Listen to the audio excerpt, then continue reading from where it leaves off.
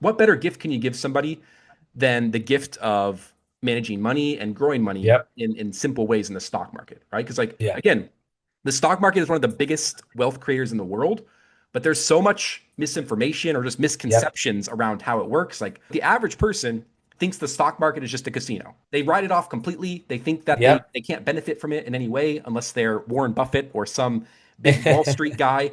But the Yeah. simple truth is that you can benefit from it. There Yep. are simple tactics that you can use to Yep. get this big thing called the stock market to work Yep. in your favor. You don't have to be a day trader. You don't have to, have a finance degree. You don't have to work on Wall Street to benefit from it.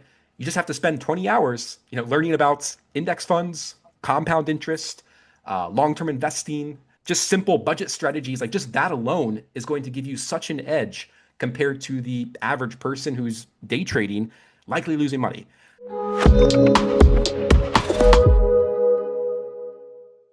All right, welcome back to the Market Hustle podcast.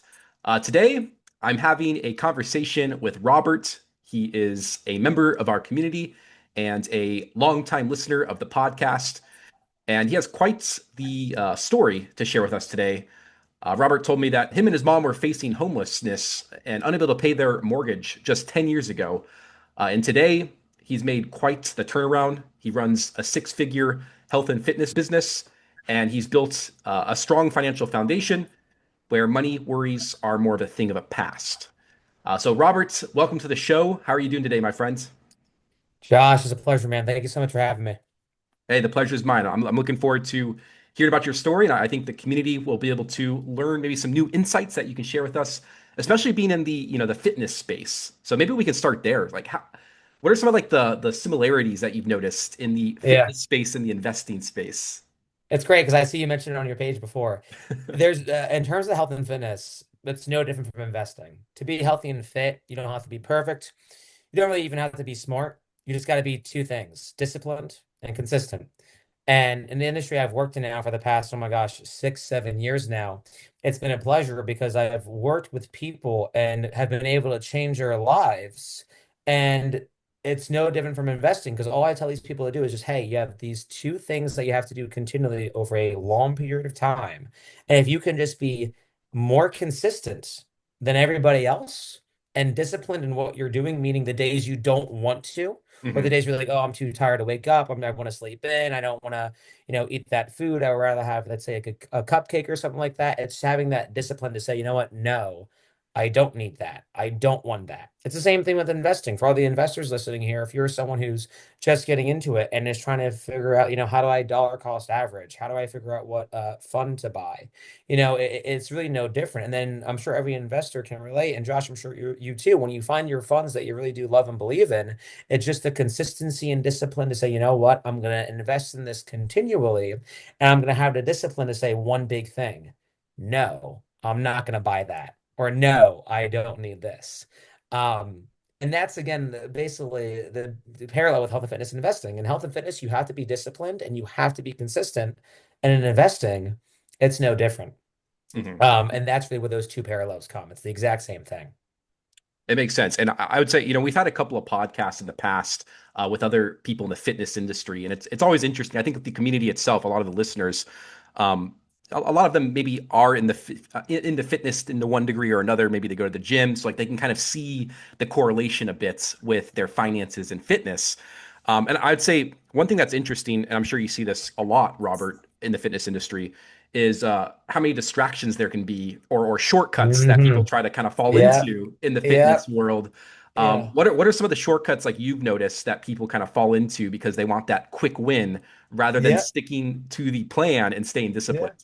It's very, very simple, and it's actually the questions kind of answer itself. It's like people fall into these things called fads, if you will, as in they fall into this. Oh, I'm gonna do the Peloton thing. I'm gonna do the Nordic track thing back in the '90s. I'm gonna do this really high intensity interval circuit, right? So it's like a fad, as in you have all these things. It's like, oh, Josh, come work out with me for the next week, and you're gonna have a six pack abs. And obviously, it's all nonsense. I'm sure everyone remembers back in the day the infomercial. I think it was was it 6 minute abs or something like that? 6 minute six pack abs or something like that. Yeah. But yeah, point being though is there's all this nonsense out. It's all that it's the same with investing. There's all this Oh yeah. noise out there, right? And people want in health and fitness to get a six pack and be, let's say, ripped, or maybe you want to be more toned, or maybe you just have some goal. And I think it's really cool because people, for whatever reason, think, and I don't know why, I want to get there really, really fast. And Josh and all the investors listening, I'm sure you guys can relate. It's like the beauty of it, though, when it comes to health and fitness and investing, obviously we have our goal. We want to become, obviously financially free. We want to be very, very fit in terms of my field with fellow fitness. But it's weird because along the way, it's like, oh, wait, I actually am really enjoying the journey. Like that's Yeah. what it's all about, right? It's like, and I think you post it every Friday, and I love it about stacking assets, right? I do the same thing Hmm. every Friday, stack assets, and it's so cool because it's like, you know what, this is great because I'm stacking assets every single week. And I think the beauty of it is you look through your Monday and your Friday and everything that happened. And then when that Friday rolls around, you're like, oh, that's awesome. Stacking assets. Now, this is the beautiful part. Now let's do it again. And then Hmm. let's do Hmm. it again. And let's do it again. So again, in health and fitness, it's the same thing for me and my clients that I work with. It's like, hey, you're working out with me, twice a week for an hour. That's great. But let's do it again. And then let's do it again. And then let's do it again. Hmm. And that's exactly why, again, it's so beautiful how you said, Josh, earlier, with how you have people also in the health and fitness industry. It's very similar, and I'm sure I don't know, Josh, if you work out on your own or if people who listen to this podcast work out. Hmm. It's the same thing, right? Sometimes you don't want to do it, but you have to, and it's going to pay off in the long Exactly. run. Yeah, it's really kind of that brick by brick layer that you have to kind of lay. Every rep, whether it's in the gym or whether it's buying assets, you're laying another brick on Mhm. your foundation to build it Yep. stronger. And then of course you get the compounding effect working in your favor, which is great. Yes. I mean, it works similar in fitness. Like, the bigger your Yeah. muscles get, the bigger they can continue to get, the more you work them out. So Totally. like, yeah, it's always interesting just to hear kind of the correlations between the two industries. And I know a lot of people are listening to this podcast at the gym. So this is, Yeah. even some more motivation, keep going, keep putting those Keep reps going. in. The only way you lose is if you stop and you stop being consistent with it all. Hmm. Um, but good stuff, man. Well, let's take a little bit of a pivot back to more of your early journey. I'm Yeah. curious to, you said 10 years ago you were kind of facing a big financial hardship with your Yes, mother. sir. You guys were, just couldn't maybe afford the mortgage payments, and you guys were kind of Hmm. staring at the face of homelessness. So can you like walk us through like that whole journey and maybe what Yeah. the pivot was to kind of get out of that mess? Yeah. That's a great question. So thank you. For everyone listening, this is by far the most important part of the podcast right here, because I think every great story starts with the moment and then the journey. So to basically give everyone a very brief summary, my mom, love her more than anything in this world. She's a school teacher. She works her butt off also as a personal trainer in the health and fitness industry. She was amazing, but unfortunately, when my mom and dad were married, they never had a good financial backing, right? And I think by it's so important to always have a good, no matter if you're with a partner or single, to have a good financial backing. So to make a very long story short, I grew up very middle class in Bucks County, which is by Philadelphia, Pennsylvania. It was a great childhood growing up, but the area I live in, and if anyone knows about Bucks County, it's a very affluent area, Mhm. meaning we have some people that are making literally millions of dollars a year because there's J&J, that's Johnson and Johnson, 15 minutes away from my house.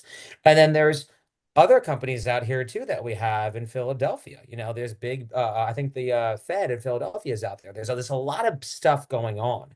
So to give everyone the brief summary is it was hard as a young kid growing up because I would say, oh, they would have this, they would have that. And I would always have a roof over my head, right? Mhm. But I remember very briefly in my young, like, finance days of being exposed to this is I would want to get stuff. It was like, oh, it was almost like you were getting strangleholded, no, don't pay for this, don't pay for that. And I'm like, well, why? And it's because obviously I didn't realize how bad the financial straits are because unfortunately my father was just a really big super spender.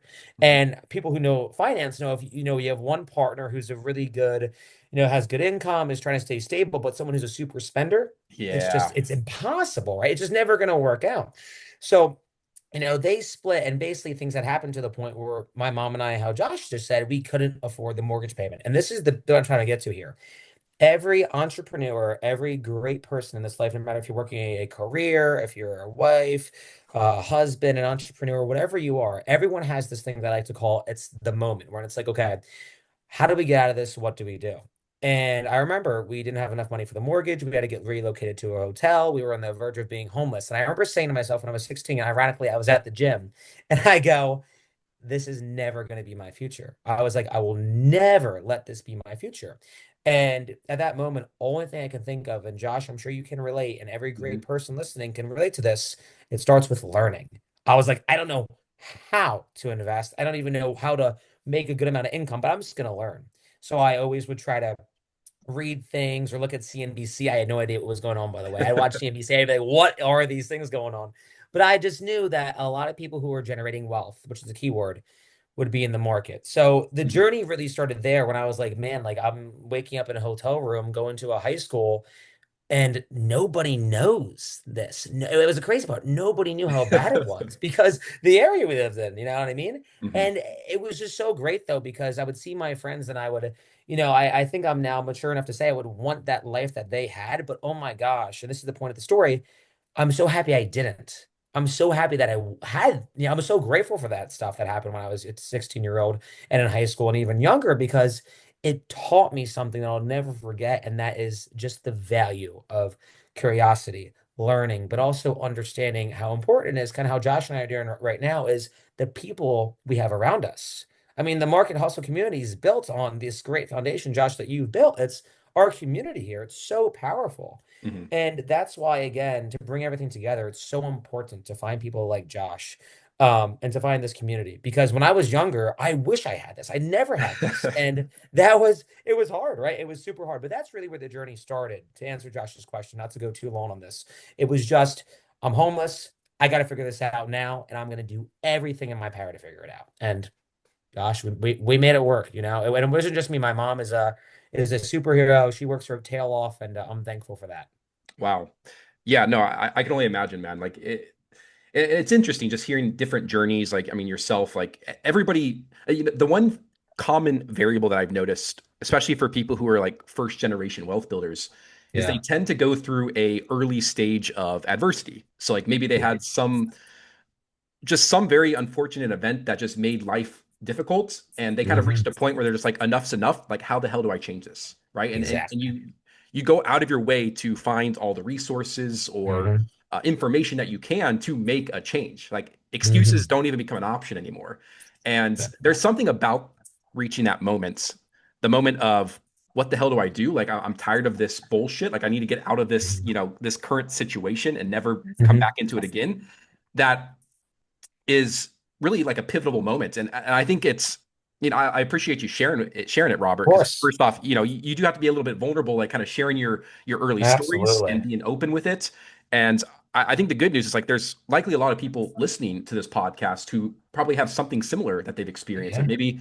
maybe they have had unfortunate events such as layoffs, or maybe their Hmm. parents, had some sort of difficult situation that kind of made the family dynamics a little tough. And it's like, Yep. you know, we all are going to have some sort of adversity, Hmm. or maybe we all come from some background that just makes it kind of difficult, and it's easy to Absolutely. it's easy to give up. I guess is the point I'm trying to make. It's easy to kind of like throw Sure. in there and be like, oh, maybe wealth building is not for me, it's not meant for me. But I think, Robert, you're a good example that, if you turn those events to like, if you kind of turn that into fuel, turn those Exactly. adversities into fuel, use that as motivation of what you don't want to do, like the anti-vision, if you will, Hmm. for your journey. I think that kind of helps Yeah. motivate you towards the discipline part, or staying focused on Yep. the early stages. Because the early stages, whether it's in fitness or investing, it sucks, because like it's Absolutely. pure grits. It's pure grits, and you're not Yeah. going to really see much results or momentum until months or even years later. And I think just keeping in the back of your head of like where you come from, what you've dealt Hmm. with, and what you don't want to come back to, can help make those early stages of investing or even fitness much Hmm. easier to kind of put your head down and continue to put the reps in. Absolutely. And sorry, John, I know, but I know, just piggyback off of you real quick. That's what I was trying to refer to earlier as the journey. Like, and again, if someone's listening to this podcast, and I don't want to say this as a rude thing, but I hope you are struggling, because I think it's a good thing how Josh said, because That's where the growth comes in. I mean, I think every investor who maybe came from a bad place where I came from to where we are now, it's actually the best thing ever because you have that to always be like, wow, like look what I got through. And now look where I am. And again, the sky's the limit. So, Josh, I mean, you're 100% right, man. 100% right. Yeah, and so Robert, maybe share maybe like some of the store, or maybe some of the books, or even Yeah. videos, or like what kind of helped you in those early stages start to kind of Yes. change your mindset around money and investing in general. Yeah, it's a great point. So I was just like everyone else when I was learning about investing. I was like, oh, it's for the rich. I'm not Warren Buffett. I'm not, Ray Dalio. I'm not Peter Lynch. I'm not one of these big, investing guys. I can't do this. And it's beautiful though, because the way that I think our country is so awesome is that we have this this ability to just how Josh said, you have the ability to learn. So to go off of Josh's point, I had no idea what I was doing, but I was very lucky enough to where, and this is gonna sound silly, part of the journey is I actually dropped out of school because it just was not for me in terms of college. And I went into personal training, and I'll never forget one of my first clients ever. His first name was Peter, but great guy. And he was a tax guy. He was amazing. And I remember I said, Pete, I want to be like you. I want to be able to help and serve, but I want to be able to learn. He goes, and I said, what do I do? And I'll never forget. This guy's probably in his 70s or 80s at this point. One of my first personal training clients, and he looks at me and he goes, son, he's funny. He's like, you want to run with the big dogs? You want to really learn? I'm like, yeah, I want to learn. And he goes, read this book. And I didn't, again, like in terms of money or finance or whatever, I was kind of very numb to it. And he puts me to this book and mentioned it. It was called, I think, The Intelligent Investor by Benjamin Graham. And I was like, I remember I like looked at it online, was like, this thing seems huge. How do I do this? And the beauty of the internet is that led me to another great investor and author, Morgan Housel. And he had this book called The Psychology of Money. And I said, gee, that's really neat. And then I have another client of mine, again, I'm a very lucky guy with the people I work with that works for Bloomberg. And I said, hey, do you know this guy, Morgan Housel? My client goes, yeah, yada, yada, yada. I was watching a video on him. Long story short, I was like, I need to read this book, Psychology of Money. And that's really where it started for me because I always was a go-getter. I was like, I'm going to work, all day, every day. And for the workaholics out there, and hopefully you are if you listen to this, but I think our biggest strength is also our biggest weakness. We're Mhm. so busy with work, we don't want to learn. And that's the problem sometimes with the workaholic. You need to be able to learn. So the journey really changed for me in terms of getting from poverty to a good income to wealth building was that transition to, okay, let's learn. And then for once in my life, because I talk a lot, you can probably tell, I had to zip my lips and then just read. And my client who works for Bloomberg, he gave me the book. He goes, Rob, you need to read this right now. I said, okay, I'm going to read it. Read the book. It was outstanding. And then I eventually read The Intelligent Investor by, why am I blanking? Benjamin Graham.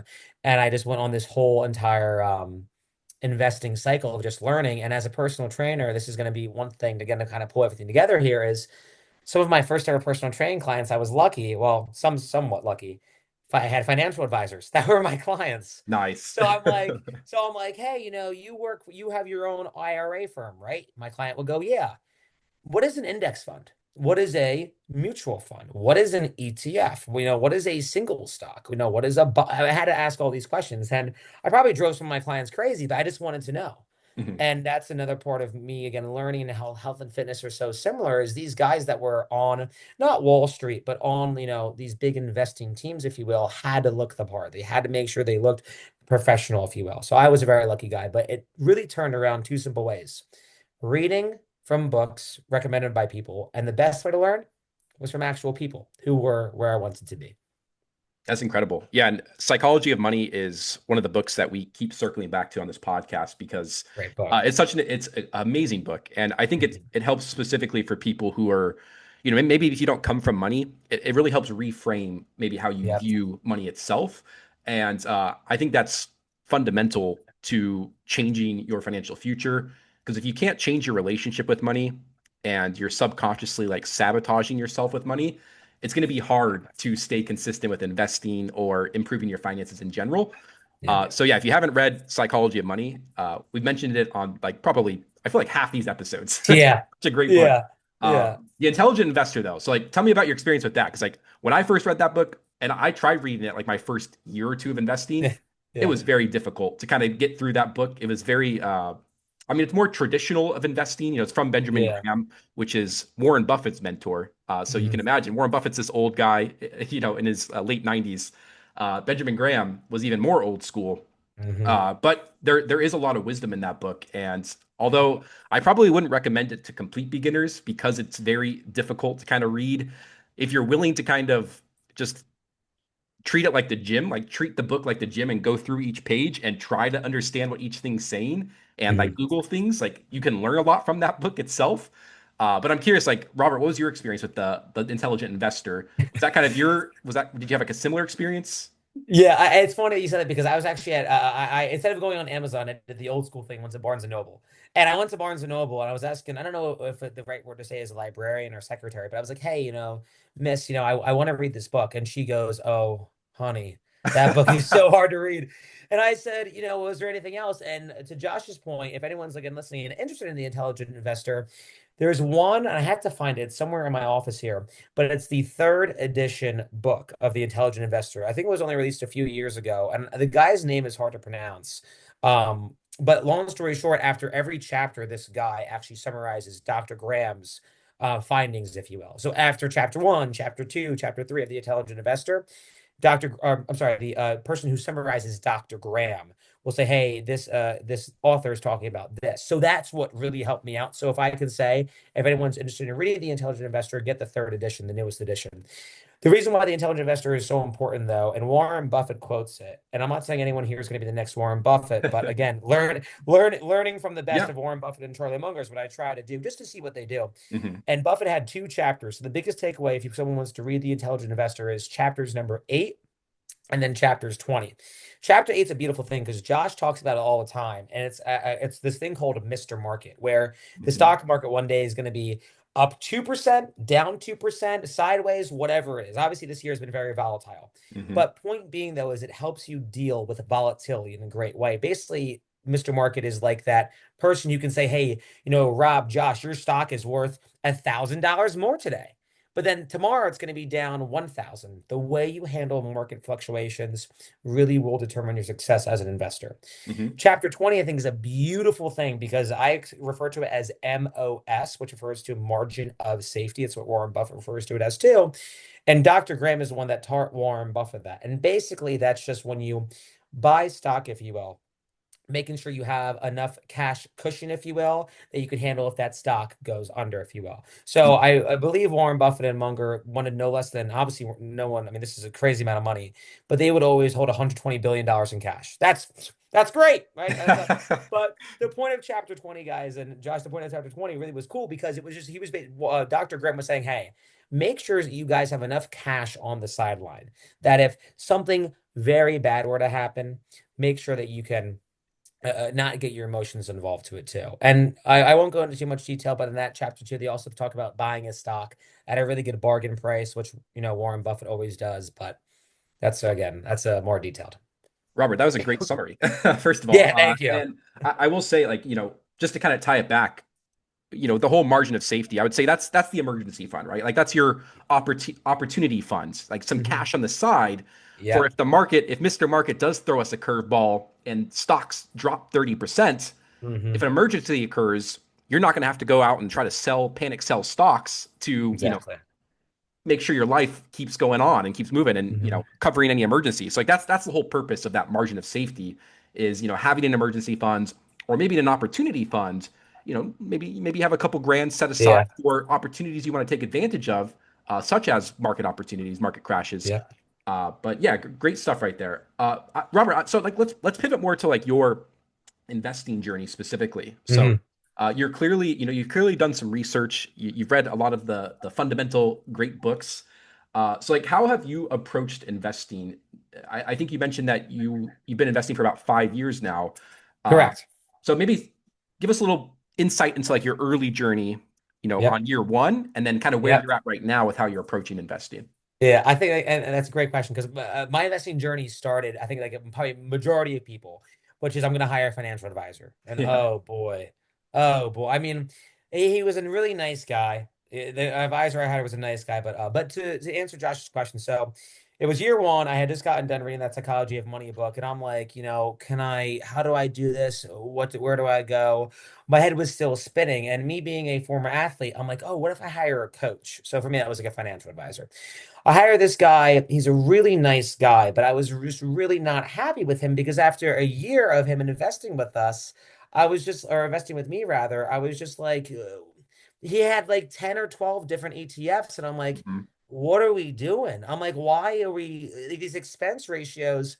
Although they're not super high, if I own 12 of these funds, I was upset by that. So my journey started with an advisor. And I was like, you know what? And I think this would be again, I think this would be a good experiment if someone is listening and is still nervous going out on their own. I had my advisor handle my brokerage account in his own fund or firm, if you will. And then the other account I managed on Fidelity was a Roth IRA. So my first year of investing was with an advisor. The second year, I said, you know what? I'm going to have my advisor handle my brokerage account. Let me open a Roth IRA in Fidelity on my own. And let me just try to use what I've learned. And Mhm. worst case scenario, I have more to, excuse me, I have more to learn, right? That's the worst case scenario. Mhm. So I go onto Fidelity. I did my research beforehand. I bought my funds, if you will. And then the next year, and this again, this is a total, by the way, like luck by me and coincidence, but my portfolio had outperformed my advisor's portfolio. So my own portfolio that I own managed was doing better than his. So I went to him and I said, "Hey, what are we doing here with these ETFs?" And he gives you the old rundown. Oh, we're in it for the long term. We're going to be fine. Let's just keep doing our thing. So I gave him about 6 more months, and then eventually I said, "You know what? I'm on my own." I said, "Listen, you're a really nice guy, but I can do all this on my own, and I'd rather do it on my own." And I think this is a great point for some of our listeners today that when you really put the responsibility of your own finances on you, that's all you really need because you're gonna want to do the best thing for your own money, if that makes sense. You Mhm. know you best, and everyone's goals are different. So after years one and two were done and I got away from this advisor, the past 3 years have me just been working in Fidelity on my own. And this is why it goes back to what I said earlier today with me smiling when I saw Josh's page, because half of the ticker symbols that Josh lists on his on your page, on the Market Hustle page, I own. I'm like, yeah, this guy gets it. This is exactly what it's as simple as this. And point being then for the past 2 or 3 years is that's exactly what I've been doing is just collecting those assets for a period of time under my Roth that I have in Fidelity and then under my brokerage I have in Fidelity. Um, and that's really been part of these past 3 years now. And obviously, as an investor, you always want to learn about, not only stock, but companies, if you will. But I always was learning, even as I was investing. But again, the beautiful part about that journey is I got an advisor, and I think this is a great message for all of our listeners today, is you have to have this thing called the CTA, and that means the call to action. And the call to action was for me, and Josh says it all the time, and I love it. You just got to do it. It's like dipping your toe in like a cold pool, right? It might be Mhm. cold, but just jump on in and try it. And I promise you, you're gonna be like, wow, I feel great. So I did that 2022 on my own, and present day 2025. I mean, it like I try not to get choked up thinking about it because of where I was 10 years ago. But I'm like, holy crap, man, like we're doing it. And That's it's awesome. unbelievable. Oh, it's the best feeling in the world. And not to take too much time on this question here, but again, just want to really stress for any of our listeners today, if there's any self-doubt that anyone has listening to this, please know that you can do it. I mean, this podcast episode should be no further than that. I mean, you can do anything you set your mind to. The hardest thing, I'm sure Josh can agree with me on this, is you just have to take that action. And Yep. once you take the action of just investing, you're going to be like, man, why did I not do this earlier? And I think, well, first off, Robert, there's a lot to unpack there because like you brought a Yeah. lot of wisdom in that Yeah. short explanation. Yeah. But I will say I really like how you kind of approached it with the financial advisor because Yep. I know there's a lot of people who listen to this podcast who may have a financial advisor and they may maybe thought like, oh, this index fund stuff, like this seems pretty simple. It seems like I can do this on my own. But then they go have the conversation with their financial advisor. Their Yep. financial advisor is really nice. They ask them how they're Yep. doing, they ask about their day, and they Yep. kind of maybe they bring up like, oh, I was thinking of managing my portfolio myself. And then of course the Mhm. financial advisor goes into this whole pitch of like, oh, you know what, Yep. we're in this for the long run, blah blah blah blah blah. So I think it's good, Robert, kind of how you approached it, where you didn't fully just say screw the financial advisor, Hmm. yeah, I'm going to do it all myself, and hopefully I don't wreck it. You were intentional with it. You carved out a small piece of your portfolio with your Roth IRA, and then managed that yourself, and then kind of compared the results. I think that's a very practical way to approach it. If somebody who is listening to this is kind of having that same thought process of like, Hmm. I've done my research, I've read books, I've been following the market hustle, I've been going through all these podcasts. I feel like I could do it myself, but I'm still paying this financial advisor that has all of my money in like 50 ETFs with high dividends. Yeah. Is it even worth it? If you're kind of having that dilemma in your head right now, I think it is smart to kind of like split it up. Just you don't have to fully transfer everything over right away. Start small, just like you would in Yeah. investing. Like even if you've never invested a single dollar, the best way to get started is just to dip your foot in the water and start small. Hmm. Like even if it's like $50 a week, the sooner you start, the sooner you get that momentum working in your favor. And then that's what actually builds confidence. Confidence Yeah. comes from that momentum that gets built from taking the first step. Yeah. Um, but incredible stuff, man. So now you're 5 years in. You've been managing your portfolio fully by yourself. Hmm. You clearly have a good understanding of the volatility nature of the markets. Yeah. How have you? I guess my next question is like, how have the last couple of crashes been for you, especially now that you've managed your money? Like, we had the Yeah.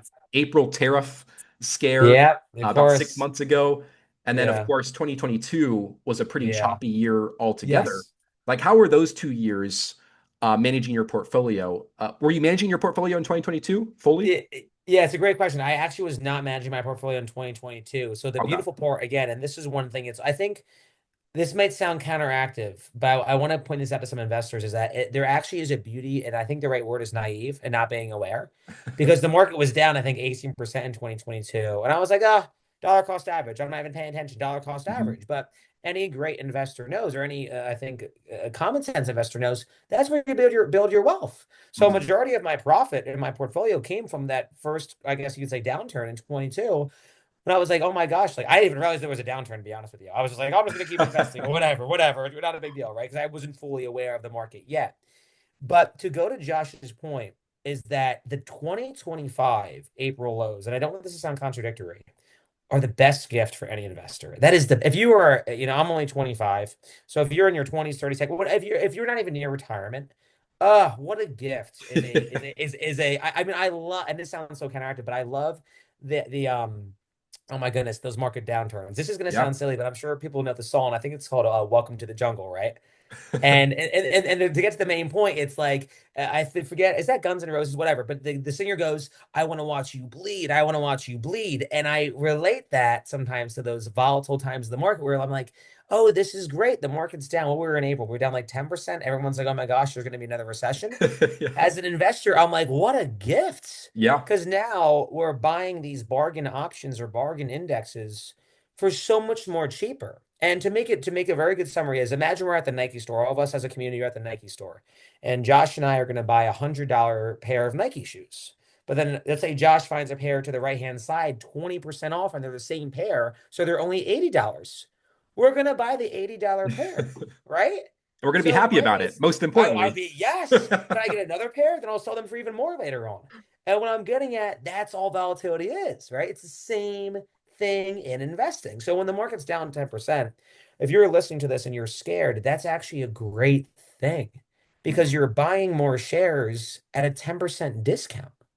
And the market, we know with those V-shaped recoveries, is going to return in the long run. So how Josh preaches, which I absolutely love, is as long as you guys are in this for the long run here, as long as we're in this as a community for the long run here, we're fine. If there's a 20% correction, 30% correction, that sounds scary to people. I get that.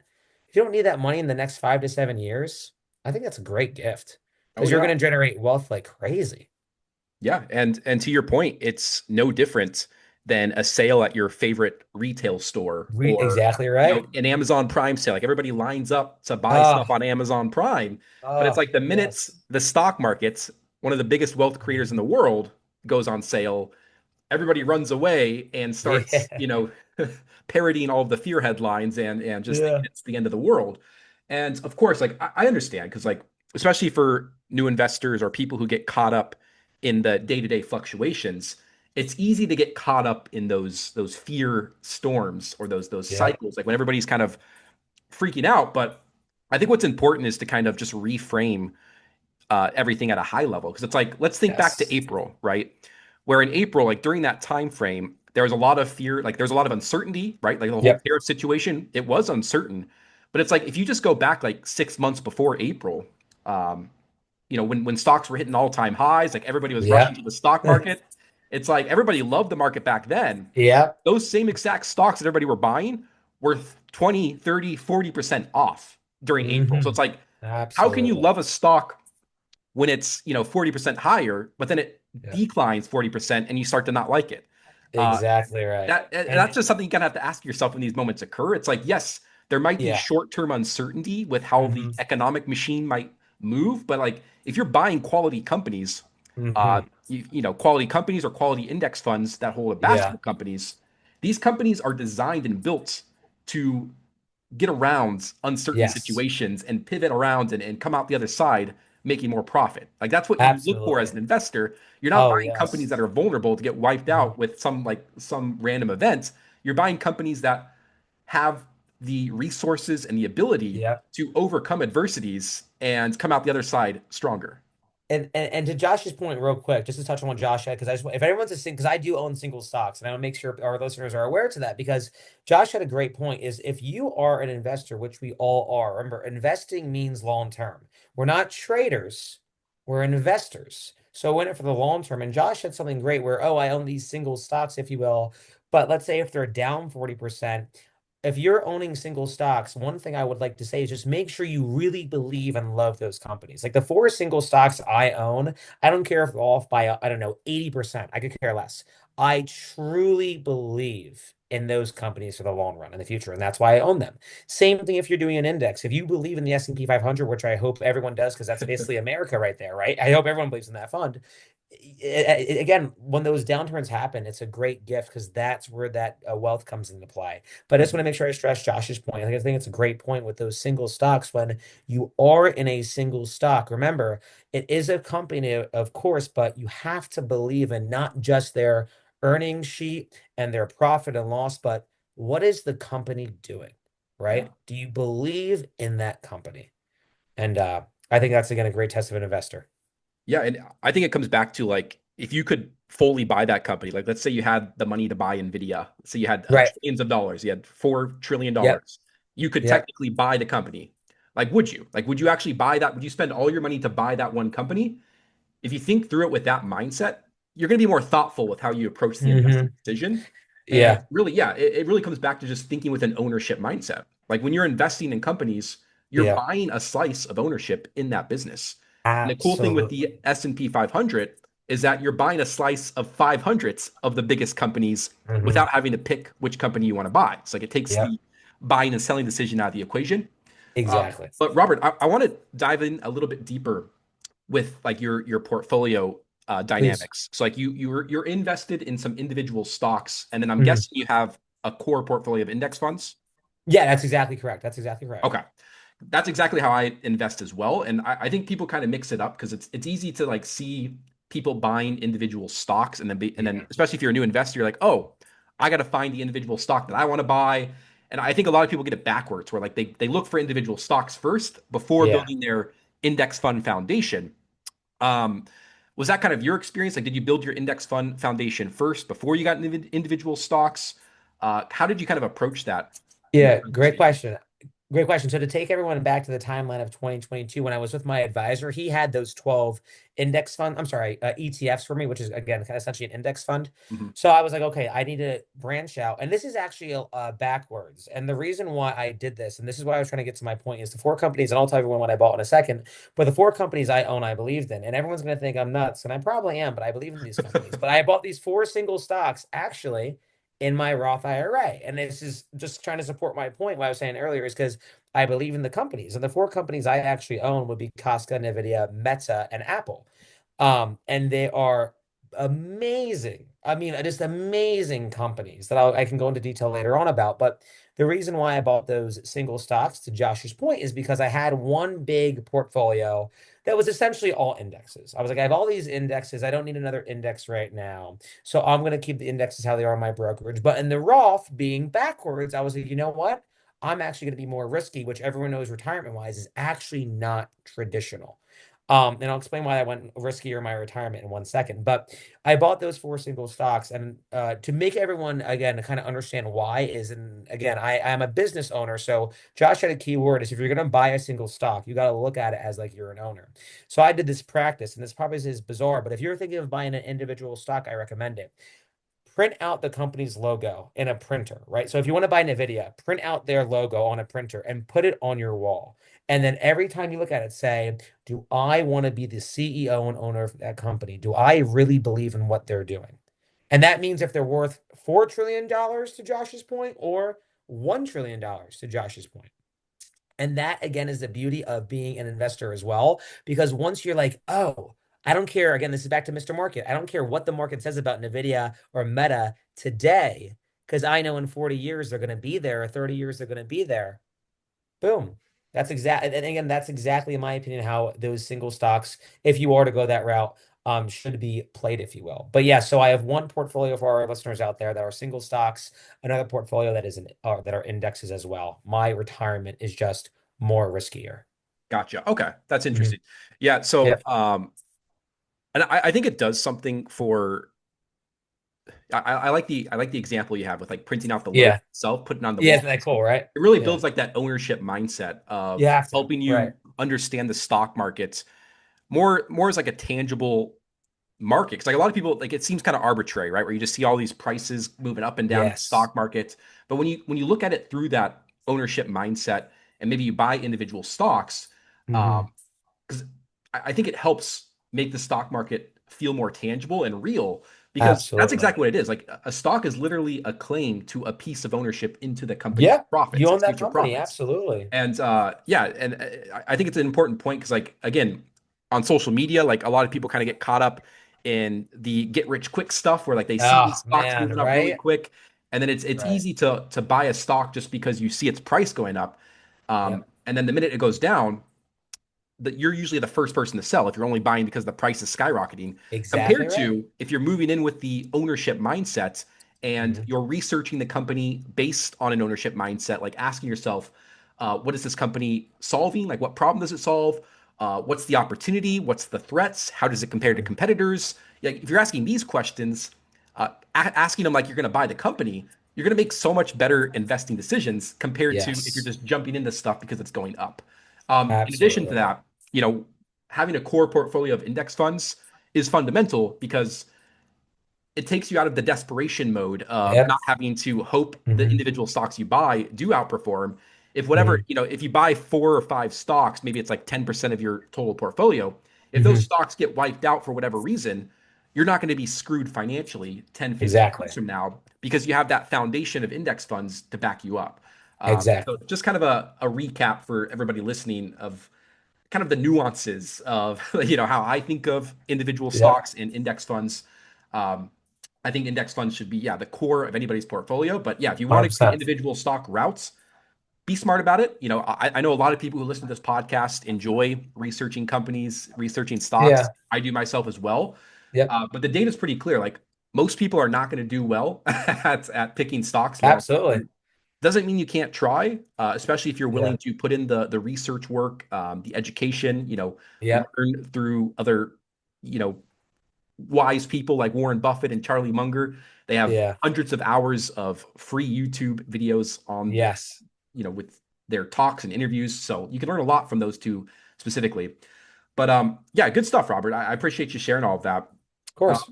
so let's go ahead and just pivot more to kind of where you're at right now and maybe what's your future goals with everything you've Yeah. kind of gone through. So like what would you say is your, maybe 5 to 10 year goals, knowing what you know now, Mm. and everything you've learned? Like what's kind of the future look like for you based on where you're at? Yeah. It's a question I've actually thought a lot about myself.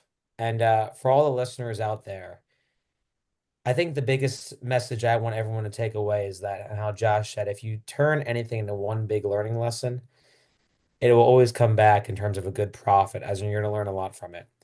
So to answer everybody's question, the next 5 to 10 years, I really want to help. I really want to help change the world. And I know that sounds silly, but if I can explain, I'm an investor. I'm in health and fitness, and I'm very lucky beyond, my means, if you will, my age, if you will, that I have the financial, I could say, flexibility to kind of live life how I want to. And I'm still, always going to build wealth, obviously. But the next 5 to 10 year goal is actually pretty simple, but it might surprise some people. And that's actually, I want to dedicate my life to others, like doing this podcast today. In terms of a personal goal, I want to help young people in their 20s and 30s understand how Josh is doing so brilliantly is how does this stock market thing work and how do I generate wealth? And the reason why is because I see so many young people nowadays just, oh man, it makes me, they're just depressed. They gamble, they throw all their money away. They think it's everybody else's fault. And it makes me sad because they don't have the knowledge. So the first part of Josh's question for the next 5 to 10 years is I want to help change the world and educate people through finance. And the second Robert, part, yeah, quick yes, question, real sir. quick. Have you Please. had conversations with younger, the 20 to 30-year-old crowd? What Yeah. have you seen that's kind of worked, like kind of help shift their thinking, out of that gambling mindset? Because like I've seen a lot too. Like I mean, Yeah. gambling's at a crazy high. Like we got Ah, online so gambling. It's sad. it's people think the stock market's just a massive gamble. They have like all these Yeah. misconceptions. What have you seen that's helped people kind of rechange or reshape how they view it, especially this younger audience? Yeah. That's a great question. The thing I see the most about the young people that actually want to make that change is they have the willingness to learn. They're curious and they're willing to learn about it. Though, and again, I hate to bring it back to that original point, but it's that simple. They have basically the younger people that want to transform their lives. They have the ability to learn and they're curious about it and they're willing to learn. There's the, I don't want to say ugly part, but there is the sad and ugly part about this, though, where people say, hey, I want to do X, Y, and Z that I see that I try and help. And then I check in with them saying, hey, are you still, doing that savings goal you set, monthly? And they're like, oh, no, I'm not. And I'm like, okay. And again, I think I had a great mentor of mine say this to me not too long ago, but you have to meet people where they are. Mhm. And if someone's not ready to save and invest, you got to accept that. You got to say, you know Yeah, what, best of luck. I'm here if you need me. But again, going back to that original part, I see the 20 and 30-year-olds who come to me and ask for my guidance, and they're able to learn. I have a friend of mine, I hope he's listening, because he's a great friend of mine, but he's actually in his 60s, and he just got into investing not too long ago. nice. And he got the famous fund VOOO. You know what I mean? So my point being though is he would have never done that if he wasn't able to learn. And for all the listeners out there, the joy I get out of helping him is that he's like, Rob, why didn't I do this earlier? And I'm like, exactly, right? But my point being, bringing it back in is just for those 20 and 30-year-olds out there, the biggest thing I see is that failure to do the thing called the CTA, the call to action. You have to be willing to learn to even enable an action, right? It's like when you're kids and you want to walk. We got to learn how to walk first. Yep. Again, the market's the same thing.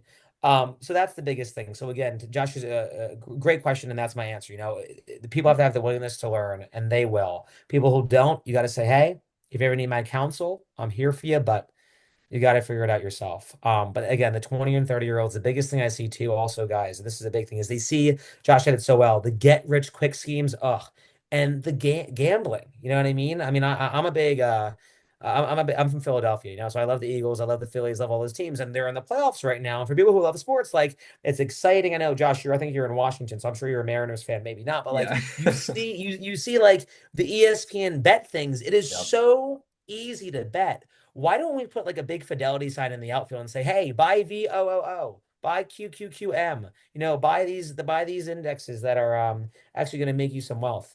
But that's again the biggest thing I see the 20, 32 year olds, they just don't have they either don't want to learn or they do want to learn. It's as simple as that. The ones that want to learn are going to generate wealth. It makes sense. I mean, at the end of the day, you can't help people who don't want to be helped. I've learned Yeah. that lesson the hard way myself, like trying to help people, Yep. like just seeing the mistakes they might be making or the misconceptions, and, like trying to meet them where they're at. But Yeah. then it's just like excuse after excuse. And it's like at the end of the day, you can't help somebody who's not ready. And I think what I've Yeah. transitioned to, now is like I try to be like the lighthouse, right? Like where I will try to set an example of like what Love that. what can be done. And then when somebody's ready to learn, I'll be there to help, right? Like that's kind of how I think of it. Yeah. Because, I think when you first start to learn all of this stuff, like whether it's about index funds or investing in general, the first thing you're going to want to do is to share it with as many people as possible, especially the Yeah. people around you, right? Like family, Yeah. friends, people you love. And like a lot of them just are going to be like, oh, yeah, sounds good. It's going to go in Yeah. one ear and right out the other, right? Like they're not going to be ready to hear it. And to Rob's point, like you got to be, you know, talk about what you're doing, like, maybe try to inspire with like, how what you're doing is like making your life change. But at the end of the day, you can't force somebody to be ready to take action. Like you kind of just have to be Yes. there to help them when they are ready. I think Yep. that's the best thing. That's the best way you can approach. What do you think, Rob? Yeah. Oh, 100%. And to go off of Josh's point for our listeners here is that, I mean, and I love my mom, and she's a great example of she could not care less. Yeah. She does not want to know about the market. I manage my mom's portfolio. So, like, I'm like, I try to check in with her. I'm like, hey, mom, your portfolio is up 16%. She goes, uh-huh.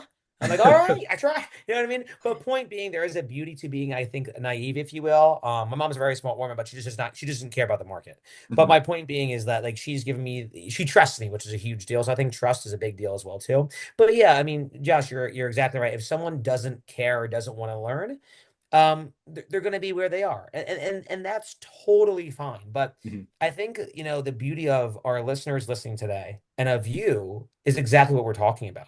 I mean, this is why I think we're destined to be here today, is that we have, when people are ready, the platform and the audience, and you've built a great community here that are ready to help. Because again, for all our listeners listening into, I think I told to Josh before we started recording today, is that Josh has helped out people that he doesn't even know because Yeah. they're my clients. You know what I mean? So Josh has helped out people that he doesn't even know. And I want the listeners too to understand you guys are a part of that too. Like you guys promote Josh's stuff, you guys listen to Josh's stuff. So the listener here is totally a part of what we are doing today because there's so much garbage online. Oh yeah. And to find exactly. So to find a gem in the rough, like Josh's platform, like the Market Hustle here, I mean, I mean, I will totally, but everything in our power as a community to keep this thing going. I mean, I think that's again the beauty of it because, well, Josh, ever see that movie Wolverines? I'm sorry, not Wolverines, Red Dawn?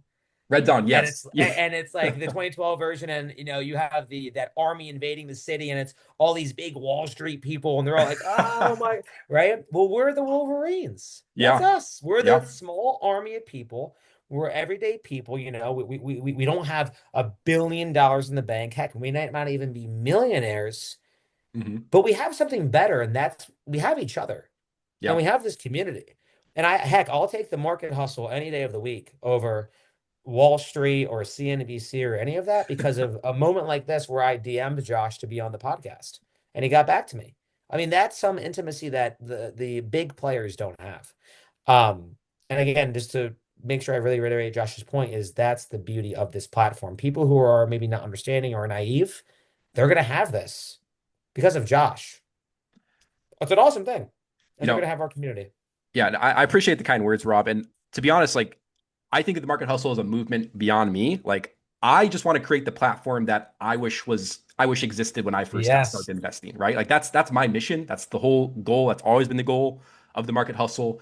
And to everybody listening, like even if you have a story you want to share, like I love to bring people onto the podcast, especially active listeners who are in the community. DM me at the market hustle, we'll get you on, if we can kind of fit the schedule. Like I can't guarantee everybody's going to get on, Yeah. but I try to bring on as many people as possible. I try to communicate with the audience itself because this is a movement, right? Like the more people we can help understand Absolutely. money, I think the better the world can be. And what better gift can you give somebody than the gift of managing money and growing money Yep. in simple ways in the stock market, right? Because like Yeah. again, the stock market is one of the biggest wealth creators in the world, but there's so much misinformation or just Yep. misconceptions around how it works. Like the average person thinks the stock market is just a casino. They write it off completely. They think that they Yep. they can't benefit from it in any way unless they're Warren Buffett or some big Wall Street guy.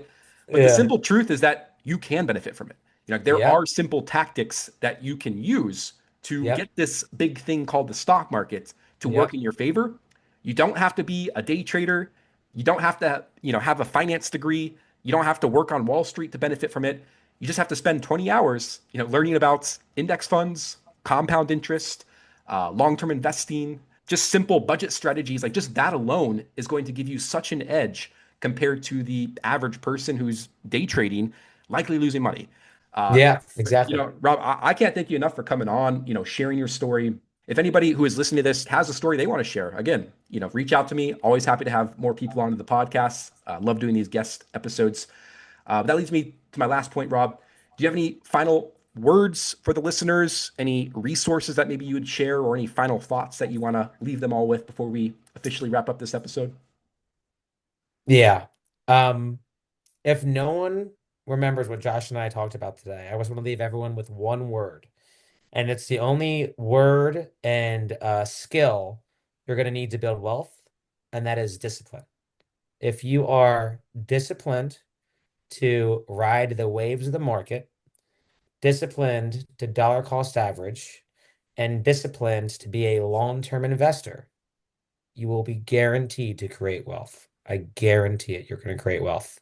But again, you have to be disciplined. Without discipline, there is no reward. Be disciplined, and I would always say the journey is the reward. Who you are becoming is the reward. Well said, man. There's no magic pill. Discipline is the way out. Financial discipline, you know, food discipline, fitness discipline, like that's literally the key Absolutely. ingredients, whether we like it or not. Is there any place like people could follow you if they want to learn more about your journey? Yeah, absolutely. My Instagram is Ranelli50. That's Ranelli 50.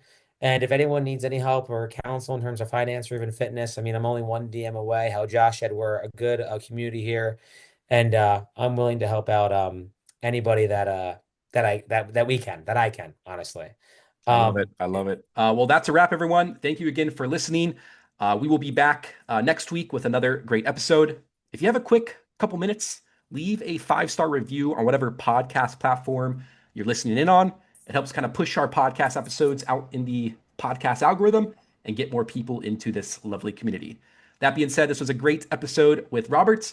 I will see you all back on the next episode. Have a great rest of your day. Bye bye.